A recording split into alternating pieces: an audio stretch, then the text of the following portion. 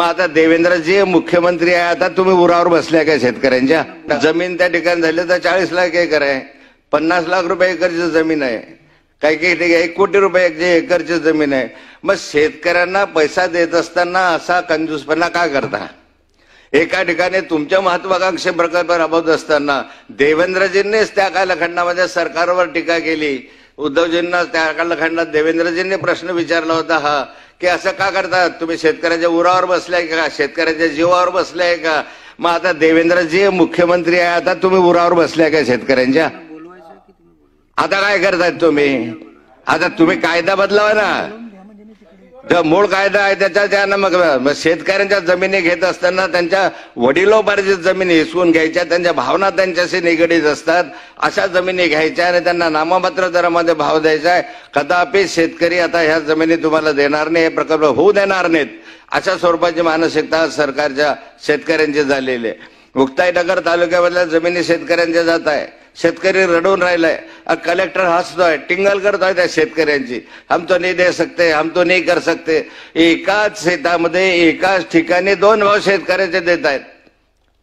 एकाच ठिकाणी एकाच हायवेसाठी ॲक्विजिशन करत असताना एका ठिकाणी म्हणतो की मी 8 लाख रुपये कर देईल आणि त्याच शेतामध्ये दुसऱ्या ठिकाणी 15 लाख रुपये कर देईल. म्हणजे एकाच ठिकाणी ॲक्विजिशन करत असताना एका टिंगल चाललेली आहे. आणि मग या ठिकाणी बोलायला गेलं तर अधिकारी तुमच्या अक्षरशः टिंगल करायला लागले. तशी स्थिती आहे. काय चाललंय या राज्य सरकारमध्ये? शेतकऱ्यांचे काय हाल चालले जरा बघा. आणि मी आपल्याला विनंती करणार या निमित्तानं की शेतकऱ्यांच्या जमिनी घेत असताना त्याला किमान एकतर शेतकऱ्याला जमिनी द्यायच्याच नसतात. आपली गरज किंवा राष्ट्राची गरज म्हणून तर पुढाकार घेतो किंवा घे जमीन, पण निदान मला योग्य मोबदला मिळाला पाहिजे. एका बाजूला समृद्धीला एक मोबदला देणार, शक्तीपीठासाठी शक्तीपीठ मार्गासाठी योग्य मोबदला देणार, त्या ठिकाणी त्यांना मोबदला वाढवून देणार. आणि हैदराबाद इंदोर मार्गासाठी बघीन मोबदला इतका नाममात्र, म्हणजे नगरपालिका हद्दीतल्या जमिनी 4 लाख रुपये एकर देणार, प्लॉटने एखादा 4 लाख रुपयामध्ये. मग या ठिकाणी हे काय चाललेलं आहे सरकारचं? या सरकारच्या धोरणाने या संदर्भात हा विचार करण्याची आवश्यकता आहे. अध्यक्ष महोदय, अनेक विषयाच्या संदर्भामध्ये बोलता येण्यासारखं आहे. गृह खात्याचा विषय तर मी त्यावेळेस बोललो आपण गृह खात्याच्या संदर्भामध्ये, मला तर उल्लेख केला वारंवार या संदर्भामध्ये. महिलांच्या संदर्भामध्ये सुरक्षितता आहे काय? उद्या महिलांच्या संदर्भामध्ये आपण चर्चा केली त्यावेळेस बोलू. पण या राज्यामध्ये सर्वात जास्त महिलांवर अत्याचार आणि बलात्काराचं प्रमाण या 2 वर्षामध्ये झालं. 2 वर्षामध्ये या राज्यामधली कायदा सुव्यवस्था जर तपासून पाहिली तर गुंडागर्दी एवढे वाढले, एवढे सायबर गुन्हे वाढले त्या ठिकाणी. राज्यपालांच्या अभिभाषणामध्ये उल्लेख नाही आहे गृह खात्याचा. कोणत्या अवस्थेमध्ये पोलीस जगतात ते नाहीये. आज जर पाहिलं तर पोलिसांच्या निवासस्थानं पाहिले ग्रामीण भागामध्ये तर त्याचा बेघर तरी एखादं चांगलं राहील, पण पोलिसांचे निवासस्थानं चांगले नाही आहेत. आमच्या जळगाव जिल्ह्यामध्ये सावदा वगैरे अनेक ठिकाणचे मी पाहिले निवासस्थान, मोडकळीस आलेले निवासस्थानाला पोलीस राहायला तयार नाही. मग पोलिसांना एका बाजू व्यवस्था करायची नाही, पोलिसांच्या निवासस्थानच्या व्यवस्था नाही, त्यांना पगारवाढीमध्ये काही व्यवस्था करायची नाही, 24 तास त्यांना ड्युटी करायला लावायची, आणि दुसऱ्या बाजूला कायदा सुव्यवस्था सांभाळावा असं त्यांना म्हणायचं आहे. आज या ठिकाणी आपल्या महाराष्ट्रभरामध्ये जर कायदा सुव्यवस्थेची पाहिली परिस्थिती तर दिवसेंदिवस बिघडत चाललेली आहे. महिलांवर अत्याचाराचं प्रमाण वाढत चाललेलं आहे. महिलांवर अत्याचाराचं प्रमाण वाढत चालताना गुन्हेगारांना आज धाक राहिला नाही, अशी स्थिती आज या संदर्भामध्ये अध्यक्ष महोदय आज होताना दिसतं. रोजगार हमी योजनेच्या संदर्भामध्ये आपण म्हटलेलं आहे की इतके शेततळे इतके वगैरे निर्माण करू. माझा सरकारला प्रश्न आहे, आज शेतकरी अडचणीमध्ये आहे.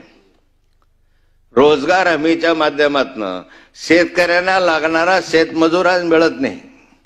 मजूर मिळत नसल्यामुळे शेती नुकसानी द्यायला लागले, अशी आजची स्थिती आहे. यांत्रिकीकरणासाठी आपण कितीही मदत करायची ठरवली तरी प्रत्येकाला यांत्रिकीकरण करणं, आपलं ट्रॅक्टर असेल, टिलर असेल, रोटावेटर असेल का ज्या नाही असतील ते त्याला घेणं शक्य नाहीये. अशा स्वरूपामध्ये शेतकऱ्याची जी मजुरी आहे ती महागत चालली आहे.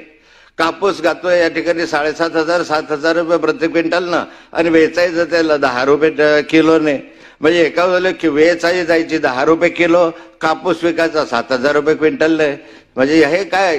याच्यामध्ये जे विसंगती आहे तर माझी सरकारला विनंती आहे की शेतकऱ्यांना दिले झालेल्या मजुरांची मजुरी हे रोजगार हमी योजनेच्या अंतर्गत देण्यात यावी.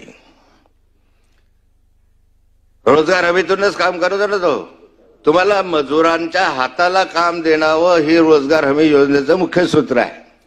शेतामध्ये काम करणारा मजूर हा त्याच्या हाताला काम करावं म्हणून शेतकऱ्याकडे काम करतो. शेतकऱ्याला आज मजुरी पडत नाही पण शेतीमध्ये तो काम करतो म्हणून रोजगार हमी योजनेच्या माध्यमातून शेतमजुरांना शेतमजुरी द्यावी म्हणजे शेतीचा कमीत कमी या संदर्भामध्ये शेतीचा जो खर्च आहे तो कमी होण्यास मदत होईल. दुसरी महत्वाची एक तास बोललेत बाकीचे, मी 5 मिनिटं बोलतो संपवतो.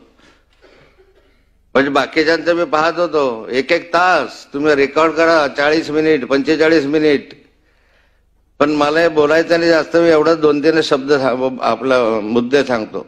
रोजगार हमीच्या संदर्भात मजुरी दिली पाहिजे असं माझी आपल्या समोर मागणी राहणार आहे. आणि तिसरा अध्यक्ष महोदय की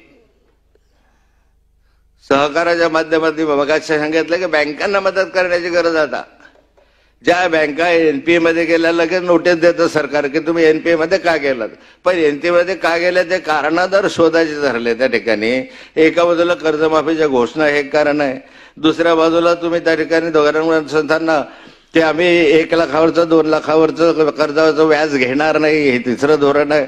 बँकांनी जर खाजगी व्यक्तींना कर्ज दिलं, खाजगी व्यक्ती म्हणजे कसं की एखाद्या खाजगी व्यक्तीने त्याच्या व्यवसायासाठी कर्ज घेतलं, तुम्ही म्हणता सहकार कायद्यामध्ये तशी तरतूद नाही, सोसायट्यांशिवाय आम्ही देणार नाही.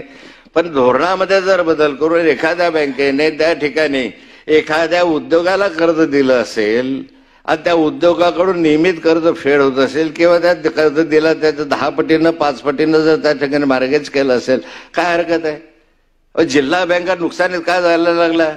कोणती जिल्हा बँक आज महाराष्ट्रामध्ये फायद्यामध्ये आहे मला सांगा. या महाराष्ट्रामधल्या जेवढ्या काही 36-37 जिल्हा बँका आहेत ह्या सर्वच्या सर्व बँका नुकसानीमध्ये जात आहेत. त्याचं धोरण चुकत आहे सरकारचं. कुठेतरी एका बाजूला तुम्ही नियंत्रण आणत असताना सहकारी बँकांना सवलतही दिली पाहिजे. मग अशा ठिकाणी या ठिकाणी या मधून मला वाटतं की आपण या ठिकाणी हे करण्याची आवश्यकता आहे. अध्यक्ष महोदय,